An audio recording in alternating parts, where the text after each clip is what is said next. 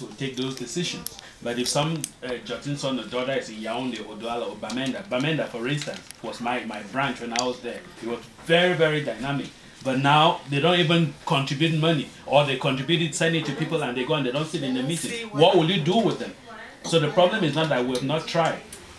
Again, maybe it's just a matter of time. We just need to be a little bit patient and just keep pushing little by little. We can't dictate, especially not from us in the US where we have learned, that you can't dictate to anybody. So the thing is that if people are in a branch, for instance, generally the youth don't care. All they see is what they can do. And then most people that give excuses and say, I don't like this because it's coming from XYZ, are just excuses. Donat doesn't particularly belong to any palace. And so every time that issue of divisiveness comes on, it's because somebody is trying to get an excuse. So maybe, just maybe, it's an idea that we'll just suggest again. And even he as the national president can only suggest. I don't see what else he can do. The one thing I can tell you honestly is that the outgoing divisional officer that he wrote to us about was actually trying to help him get up to, and he did some small things. For instance, when Dada was meeting, this man signed an order. He was like, you cannot do business on this day for this number of days. You open your store in the morning, people buy clothes. And so he closed the stores, but people still did not come to the meetings. So they didn't sell, but they didn't come there either.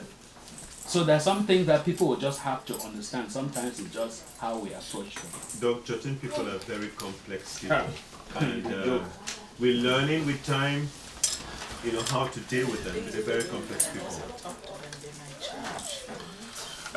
Okay. Let's do this. I'm thankful for where we are at this, and I appreciate actually somebody like Shay, who is new. That's why we're trying to update him on who we are.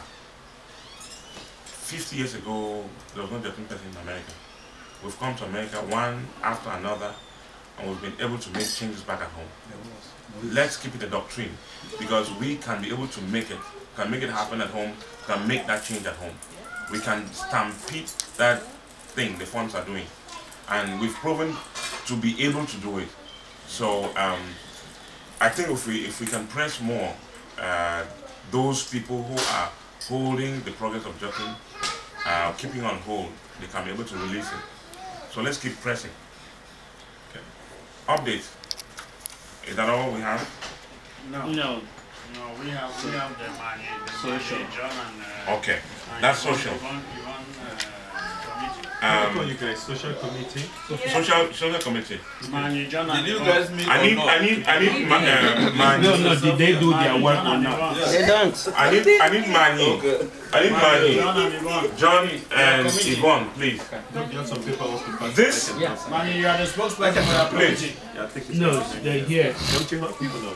3 years ago, we're sitting in Virginia at Dr. B's place, and I said that Djottin-DADA USA was my insurance. At that time, I was in school. The reason for saying this was because